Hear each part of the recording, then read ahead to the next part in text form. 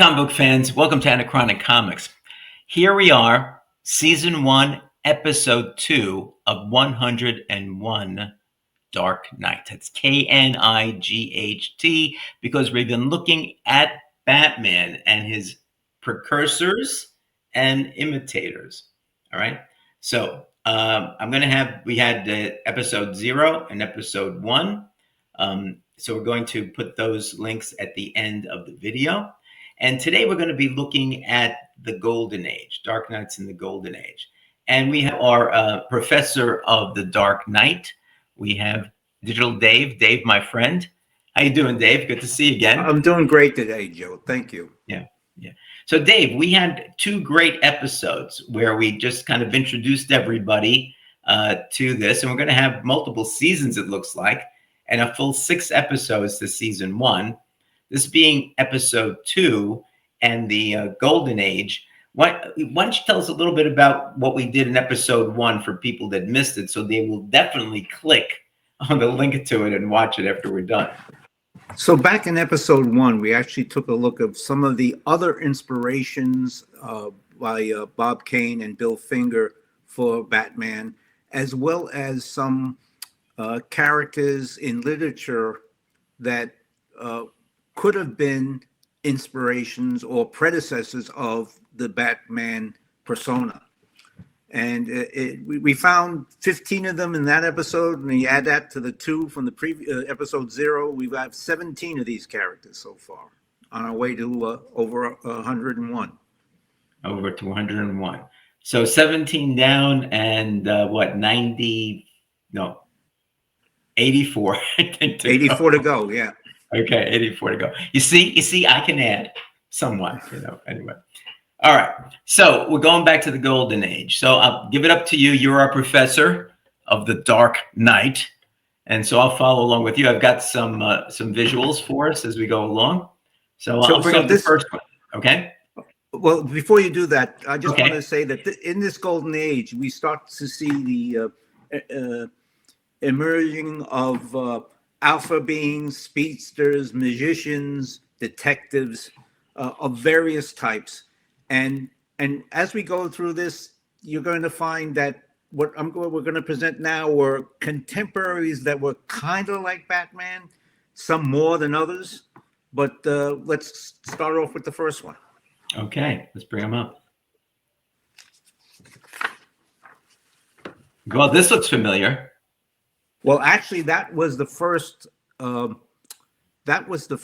iteration of what Bob Kane felt would be Batman. That was the first design. Thank God we didn't go with that one.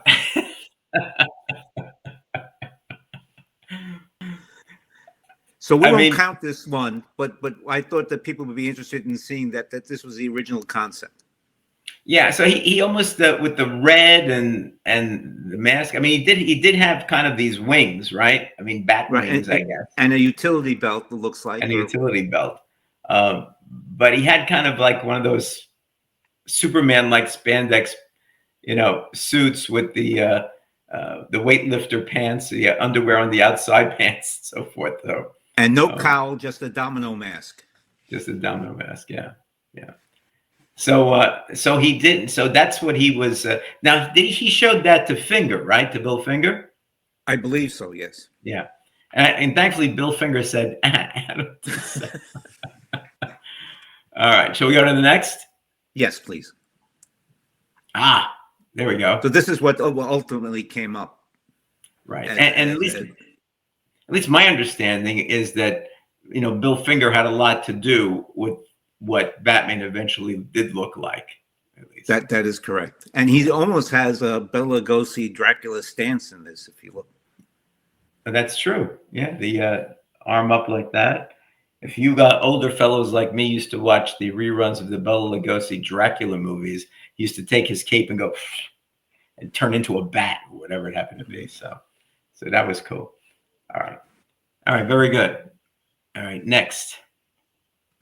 What's this? Well, just to tell you, what we're going to look at now is not necessarily in chronological order, more of how they relate to how they equate to Batman and the Batman persona. So the ones we're going to see first are going to be the ones on the lower end of that scale, and then as we go through them, they become more and more of, like the More Crusader. Batman-like. And I think he had Yes, two. I think he had two of these, two yes. There's references, actually, right? I Yeah, believe, yeah. two. Right. So what you're seeing here is an alien child that and it was created by Bill Finger and Kurt Swan and appeared in World's Finest #1, volume one, number 74 in January 1955.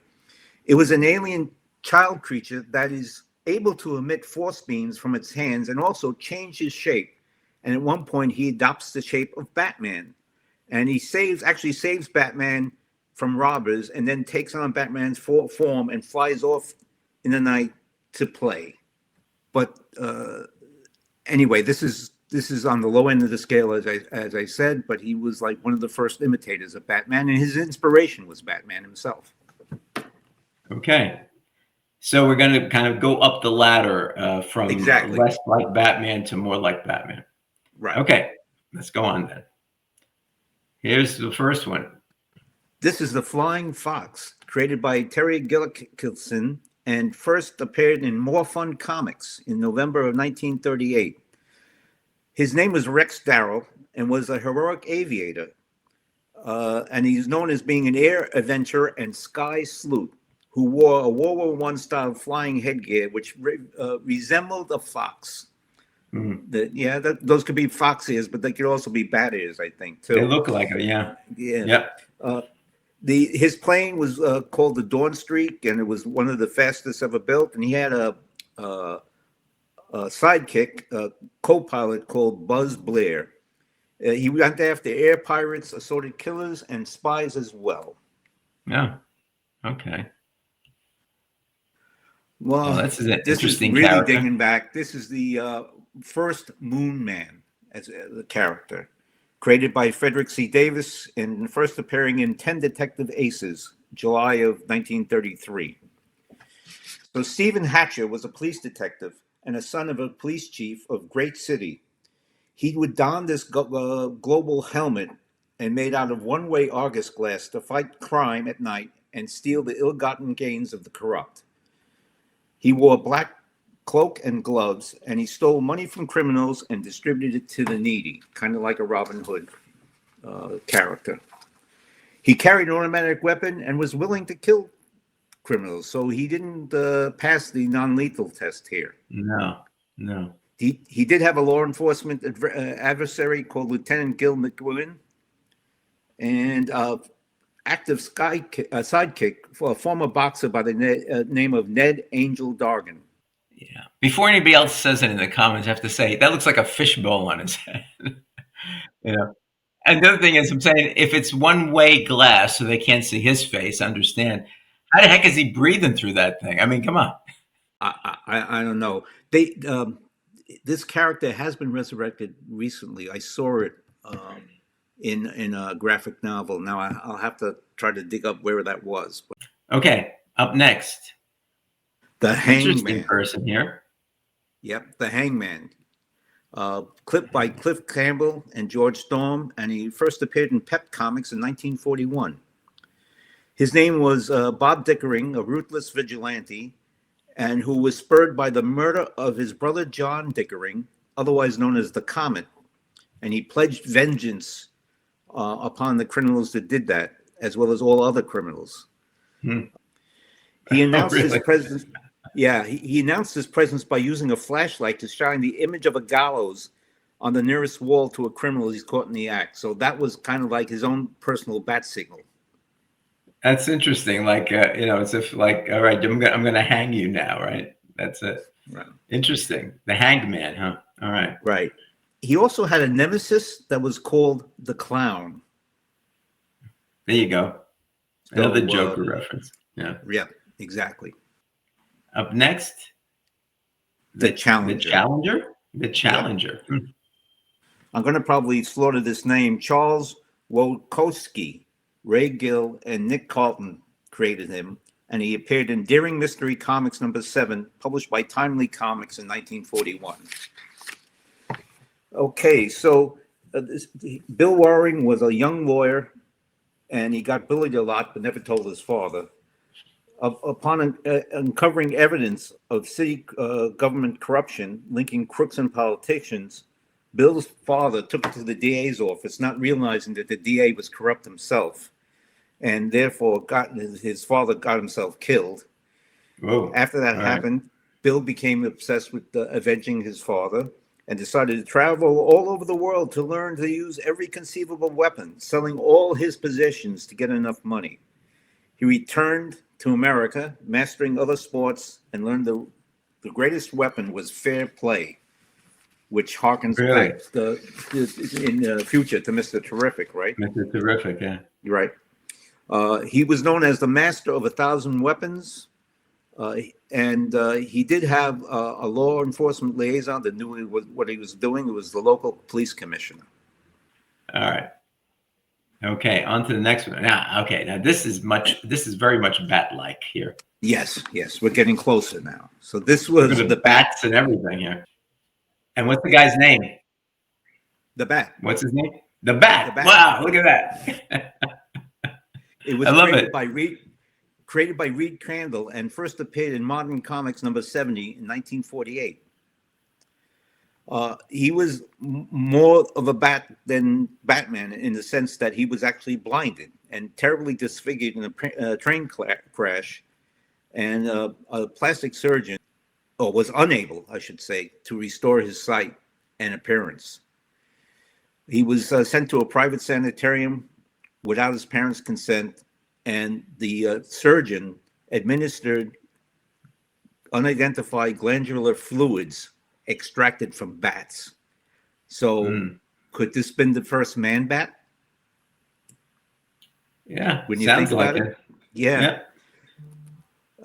So it gave the patient incredible echolocation ability, as bats have, right, to Yeah. sense things just by the use of sound.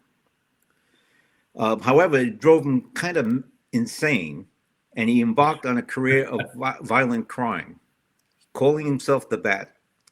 He Oh, left so he was a many, criminal. yes, Oh, okay. and he left homeowners, cashiers, witnesses, security guards, and bystanders dead in his wake. So Oh and he was boy. very lethal. Now, why does he show up? Well, he happened to be an enemy of the Blackhawks. Oh, really? Is that where Yep, he showed up? yep. Okay. Those. Oh, So, yeah, because you got the planes there, and that looks right, like a Black Hawk uniform there at the bottom. right. I see. Yep. All right. Cool. I'll have to look him up then. Interesting. All right. Next one. Sticking with planes, Airboy Airboy. by Charles Biro and Dick Wood. And he first appeared in Hillman Publications' All Fighters Comics #2 in November of 1942. Airboy was David Davy Nelson II, the son of an expert pilot and craft flyer himself. He was also an expert mechanic and a skilled hand-to-hand combatant. He had a friend, an inventor, a Franciscan friar by the name of Brother Francis Martier, who created a maneuverable prototype plane for Airboy to fly in. As you see, it almost has bat wings on it. Yeah. Look at that. And it had claws for grabbing opponents and twin machine guns. Now, unfortunately, his friend, the friar, was killed while testing it. So David inherited both the plane and the uniform, which has been in the friar's family since the French Revolution. David called himself Airboy to help the Allies in World War II. He had a colorful rogues gallery. Some names are Misery, Black Ace, Crow Magnum, and Zed. And his group affiliation was with the Air Fighters. As we see, his specialized mode of transportation was Birdie, a seemingly sentient airplane with bat-like wings. All right. Well, that's interesting. Let's go on to the next one. Oh, here's another The, one. This looks like another Shadow / Batman combo. Definitely. This is the Crimson Avenger, created by Jim Yeah. Chambers and published in DC's Detective Comics in 1938. Yep. Lee Walter Travis is a young publisher of the Globe Leader, a paper devoted to progressive causes. At a costume ball on Halloween, a group of criminals dressed in alien-like costumes take advantage of the ensuing panic to rob the party guests. The villains murder a young journalist, and Travis is enraged, going after the costume thieves and exchanging gunfire, and later adopting the guise of the Crimson Avenger. He is the first superhero and costume hero published in Detective Comics. He had his calling card was a cloud of crimson smoke through which he made a most dramatic entrance.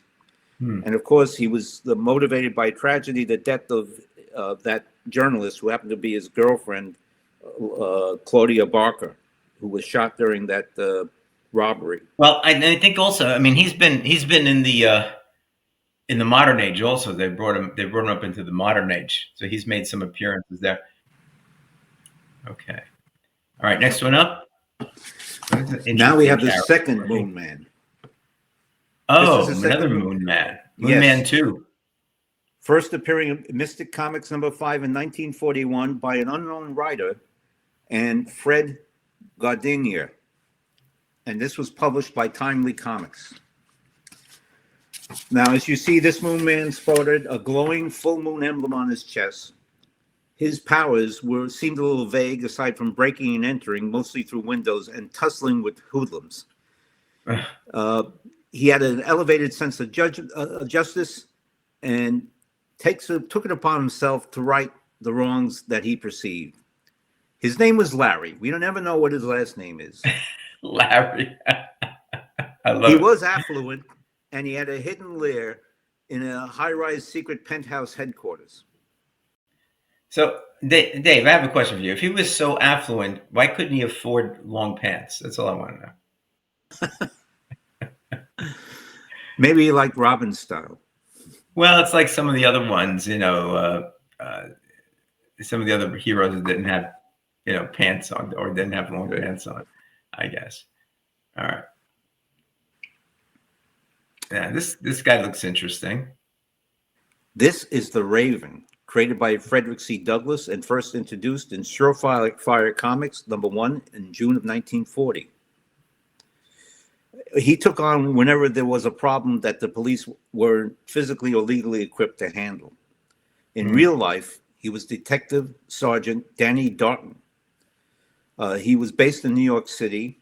He had a law enforcement adversary, Police Chief Lash, but an active sidekick, his fiancee, Lola Lash. Again, the love interest sidekick was actually the daughter of his adversary. Right. Plus, it was probably one of the first double L's other than Lois Lane. That's true. That's true.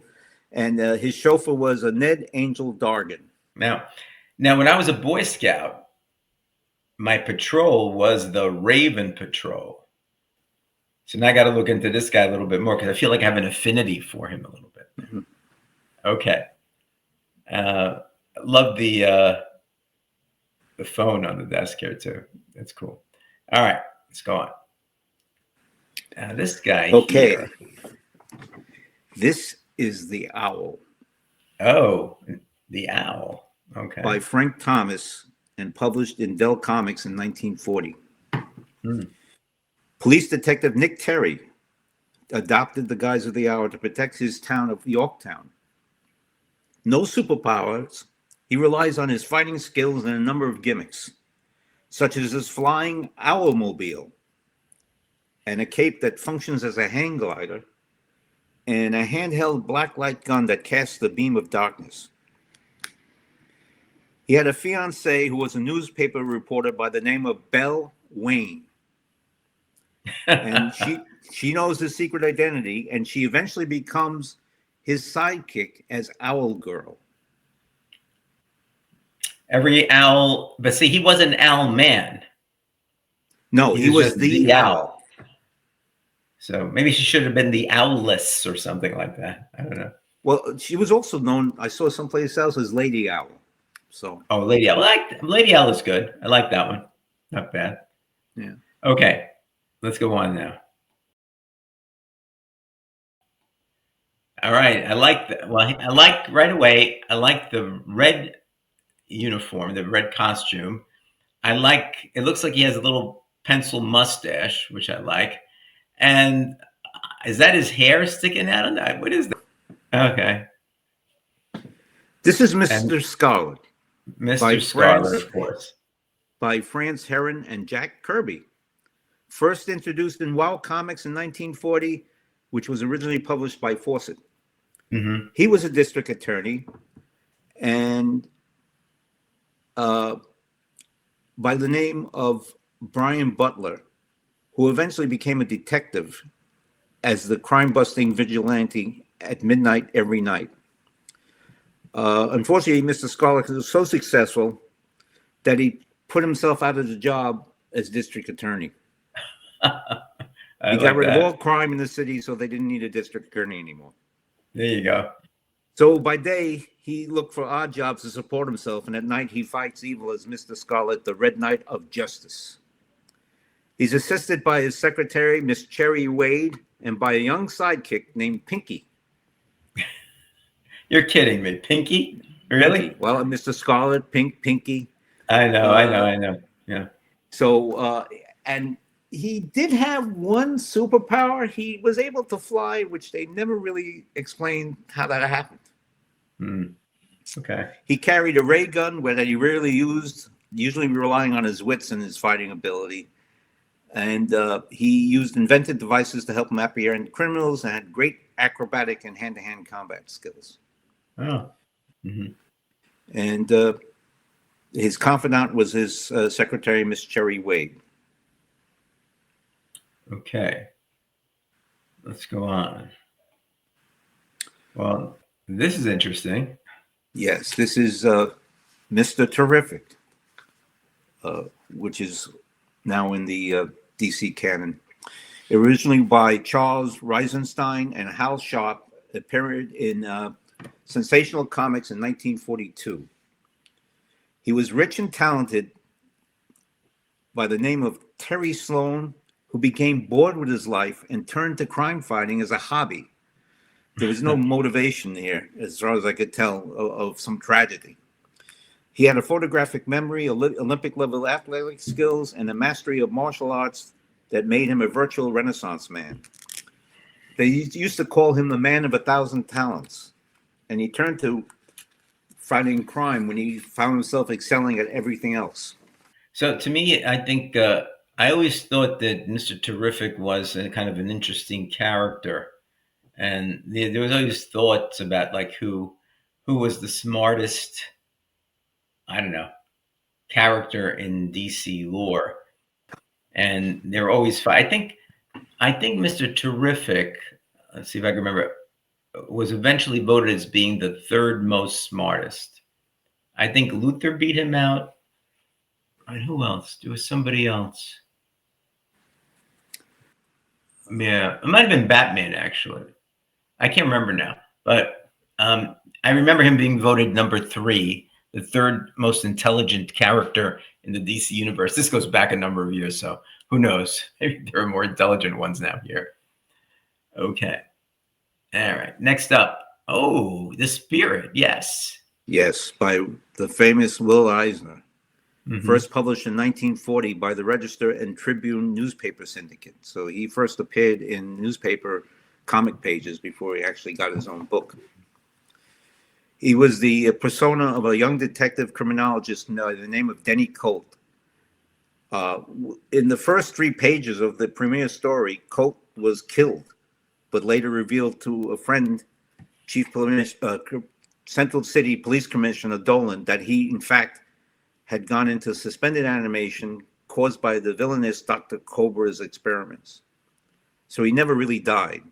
When he awoke, he found himself in a place called Wildwood Cemetery, which he established as his base of operations underneath his own tombstone. His version of Robin was his assistant, Ebony White, and he funded his adventures with an inheritance he got from his late father, Denny Colt Sr., and the rewards that he reaped from capturing these villains.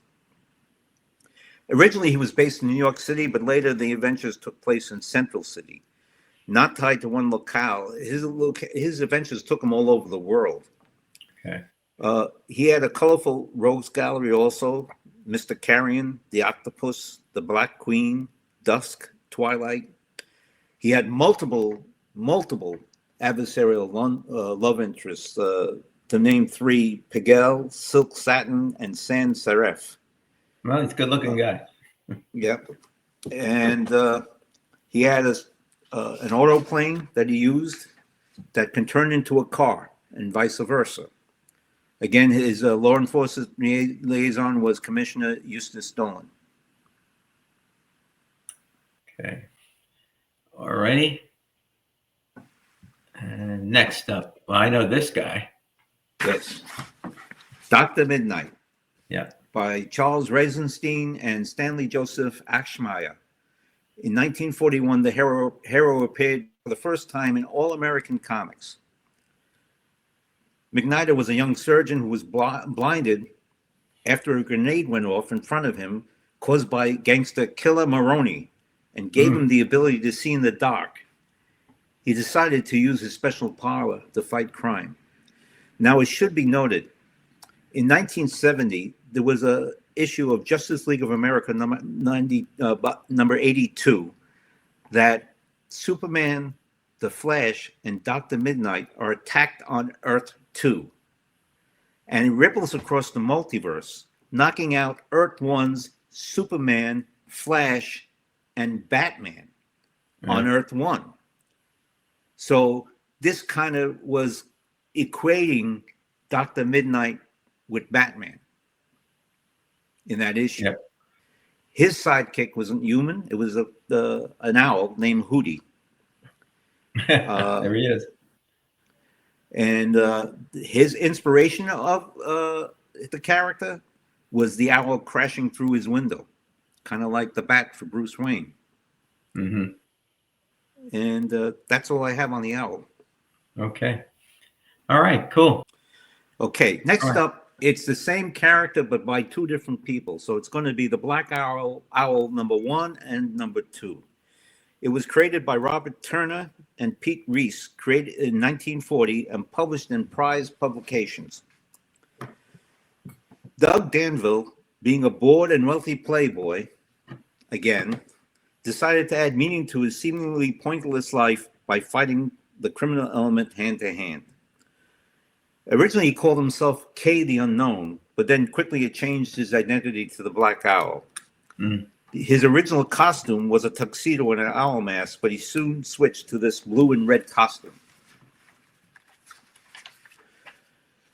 When he decided to do something more meaningful with his life, he joined the army and fought in World War II. Before leaving, he passed on his costume and identity to a man named Walt Walters. Now, Walters was already connected to superheroing through his twin sons, Rick and Dick. They were the costume heroes Yank and Doodle. After Walt took up the mantle of the Black Owl in 1943, he and his sons worked as a team, with both the boys being the Black Owl's sidekick. However, in 1947, Walt suffered a bullet wound and found himself in an armchair helping his sons fight crime after that.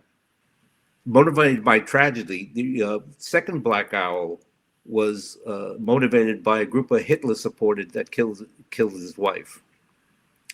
And then as far as clown-like nemesis are concerned, the Laughing Head and Funny Bone were both in his Rose Gallery. Okay. Now, one other thing to note, issues 7 and 9 of the Black Hour were stories written and drawn by the legendary Joe Simon and Jack Kirby. This was Kirby's first superhero adventure. Oh, wow. Cool.